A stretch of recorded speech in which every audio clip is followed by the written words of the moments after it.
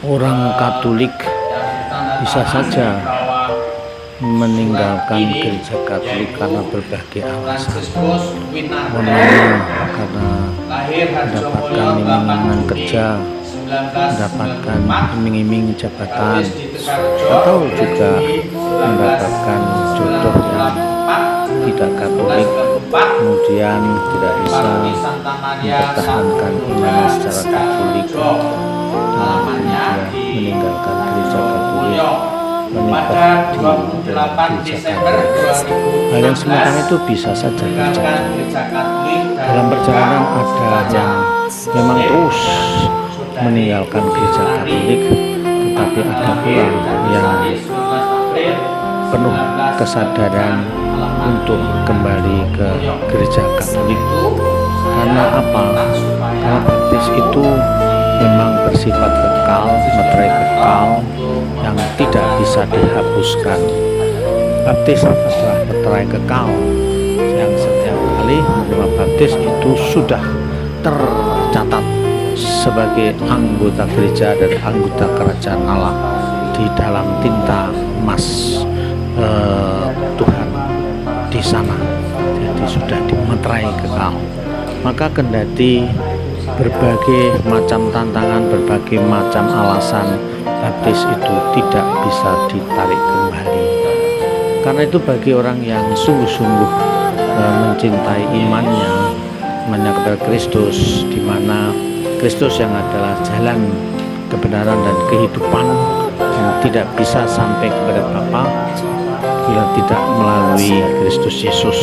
Itulah yang menjadi salah satu kekuatan iman bagi orang yang beriman secara Katolik. Pun pula dia akan mencari keselamatan, tetapi tidak ada keselamatan di tempat lain. Di bawah pulau langit ini tidak ada keselamatan di dalam nama lain kecuali dalam nama Yesus Kristus.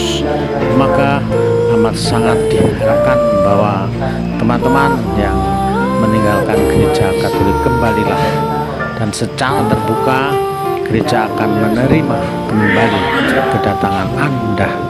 Namun memang juga melalui prosesnya ialah kalau itu pernikahan, maka dua jalan.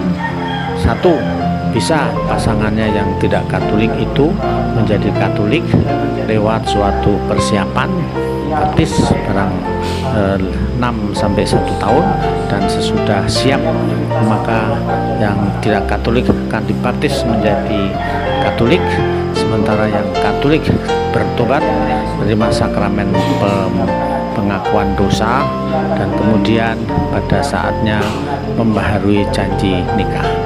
Atau cara kedua ialah ketika yang tidak Katolik itu mau tetap bertahan pada agamanya, maka gereja pun juga memberi jalan, yakni dengan memberikan dispensasi bagi yang Katolik supaya nanti bisa diterima sebab dalam gereja Katolik dan kemudian menerima sakramen-sakramen.